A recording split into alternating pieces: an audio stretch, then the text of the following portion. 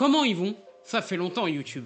Bon, on va parler de l'année 2025, ça va être l'année du changement, comme ce décor. Mais quelques petits trucs à vous dire avant de commencer. Ces prochains mois, on va plus mettre l'accent sur YouTube avec des formats que vous connaissez, mais aussi des nouveaux et d'autres qui vont évoluer. Quant aux live Twitch, ils seront moins nombreux malheureusement, en attendant la création d'un studio pour le stream et pour YouTube. D'ailleurs, on a pris énormément de plaisir à live sur Twitch avec vous en 2024 et on continuera pour cette saison 2025. Et dernière petite chose, connaissez-vous notre partenaire Oli? C'est une marque de boissons énergétiques et de Iced Tea. Il y a 3 gammes, énergie, Iced Tea et hydratation. Pas de sucre, pas de taurine et que des arômes et des colorants naturels. Oli est bien plus écolo. Un pot de Oli acheté, c'est 50 canettes en moins de jeter. Et surtout, la New Caf, qui est de la caféine cristallisée dont l'effet est bien plus long et bien plus efficace qu'une boisson énergétique classique. Il y a du Oli pour tous les goûts et pour toutes les situations, que ce soit au travail, au sport, sur circuit ou chez vous. Il y a énormément de parfums. Le meilleur moyen de découvrir Oli, c'est par des packs découvertes et avec le code DriftActu5 ou en passant le lien qui se trouve dans la description, vous aurez 5 € de réduction sur votre première commande. On a eu énormément de bons retours parmi ceux qui ont pu tester Oli. Merci à vous et merci à Oli de nous soutenir.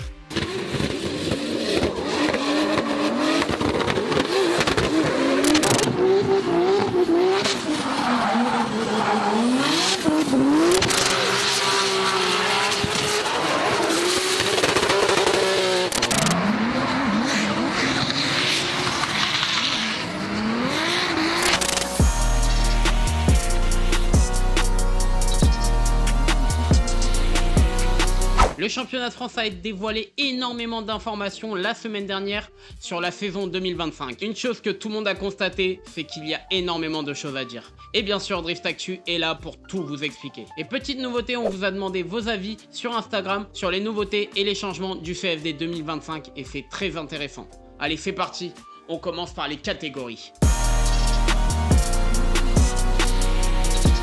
On commence léger, comme vous le savez, la catégorie de loisirs n'est plus en 2025 et merci pour les travaux. Cette saison, il y a 2 catégories. La Pro a une nouveauté majeure, elle passe à 40 pilotes, wildcard inclus, ce qui entraîne un autre changement. On passe d'un top 16 à un top 32. Et pour les élites, rien ne change, 40 pilotes, wildcard inclus et un top 32. Sur le nouveau système de catégorie, comment va-t-il y avoir une montée et descente? Le système de montée et de descente ne change pas. Les 16 pilotes les mieux classés dans chaque catégorie en 2024 sont qualifiés d'office en cas de candidature en 2025.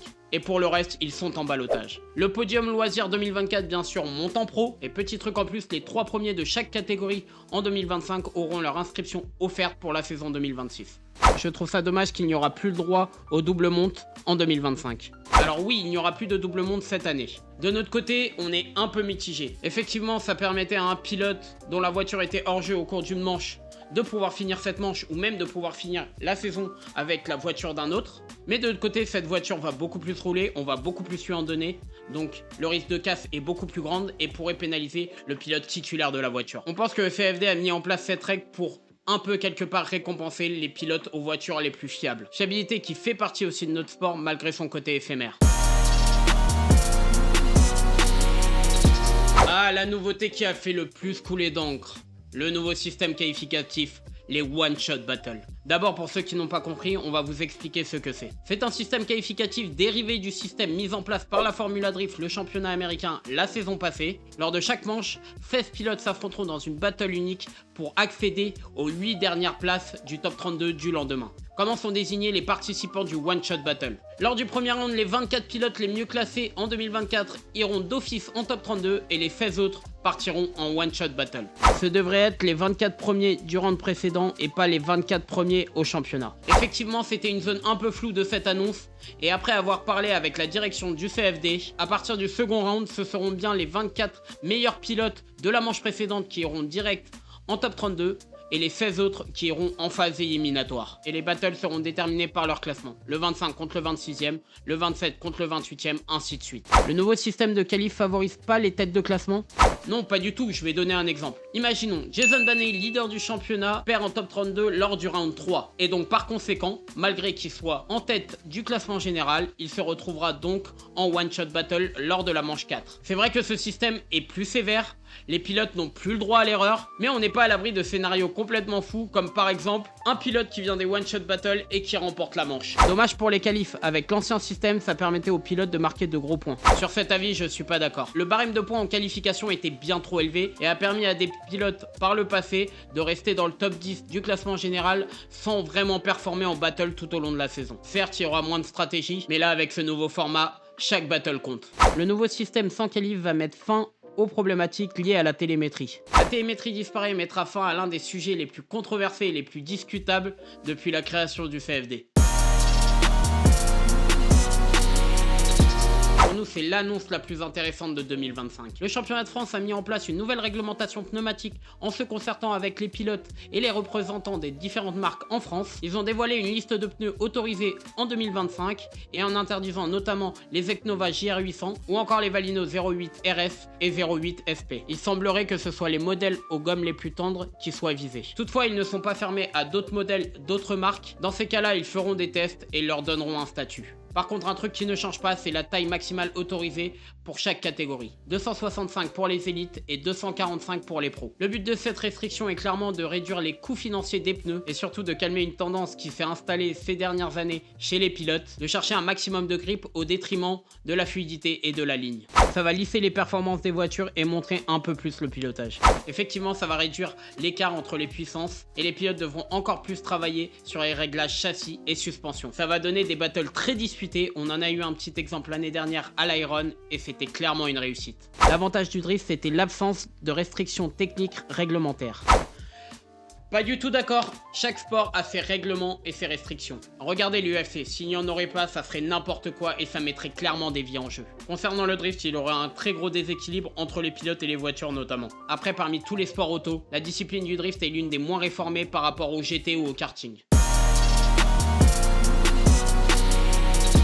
Dernière annonce mais non des moindres, le calendrier 2025 du championnat de France de drift. 6 manches, 6 courses dont 3 nouveaux, le tout bien rythmé sur 6 mois de compétition, on vous fait le tour en détail. Enfin un CFD dans l'Est, et oui enfin une manche dans l'Est, et le circuit de la Vallée près de Vesoul qui aura la lourde tâche d'accueillir la manche d'ouverture et de succéder au Val d'Argenton connu pour son ambiance de folie. Pour l'instant on n'a pas plus d'infos, notamment sur le tracé, mais on en a imaginé un qui pourrait être très intéressant. Dites-nous en commentaire ce que vous en pensez. Direction le nord pour le round 2 sur le circuit de Croix-en-Ternois, qui a eu la saison dernière une petite nouveauté qui a fait couler beaucoup d'encre, les murs. Il semblerait qu'il soit de retour cette saison, maintenant il reste plus qu'à savoir s'il y aura des modifications par rapport à leur placement de la saison passée. Le circuit du Val d'Argenton sera le théâtre du round 3 au début de l'été.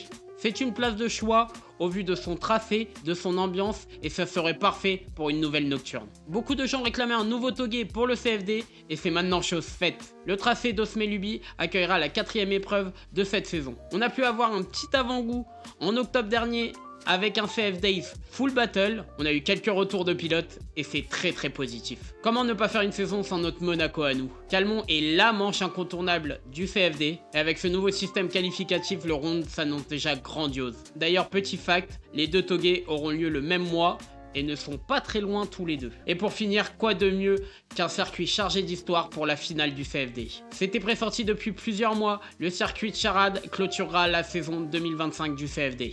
Point de vue de tracé, ça risque d'être pentu, risqué, rapide, même très rapide. Ça va être incroyable. Le calendrier 2025 du CFD, il est incroyable. Il y a de nouveaux tracés. Ça va être le feu. J'aurais pas dit mieux. Je trouve dommage qu'il y ait plus d'entraînement le vendredi. C'était bien et on pouvait voir tout le monde. Dernier changement, le week-end de course sera composé de 2 jours contre 3 la saison passée. Sur ce point, on est encore une fois très partagé. Effectivement, moins de temps de roulage. La journée du vendredi était celle des essais, plus chill et moins de public, mais permettait aux médias comme aux spectateurs sur place de voir tous les pilotes rouler. Et d'un autre côté, que ce soit pilotes, mécaniciens, médias, staff, organisation, juges et même spectateurs devaient poser au moins 2 à 3 jours de congé par manche, alors que cette saison on peut gagner jusqu'à 6 jours de vacances si on fait toute la saison. Autre impact, les week-ends vont être beaucoup plus condensés, notamment le samedi. ça va être un très gros défi pour la Red Team. Et voilà, vous en savez plus sur tous les changements et toutes les nouveautés annoncées par le CFD pour la saison qui arrive. On a déjà hâte de la prochaine étape, les listes des pilotes pro et élites. Toutes les informations de la saison prochaine sont disponibles dans le projet sportif du championnat. On vous met le lien dans la description. Merci pour votre participation en nombre à cette vidéo. N'hésitez pas à nous faire vos retours dans l'espace commentaire sur l'ajout de vos avis et de vos questions dans nos vidéos. Pourquoi ne pas le faire par la suite pour les récaps ou pour d'autres sujets de vidéo. Et bien sûr, si cette vidéo vous a plu, n'hésitez pas à liker, partager et commenter, à vous abonner à la chaîne si ce n'est pas encore fait et à activer la cloche des notifications. Il ne me reste plus qu'à vous souhaiter une bonne journée, une bonne soirée et on se dit à bientôt sur Drift Actu. I'm coming for the throne.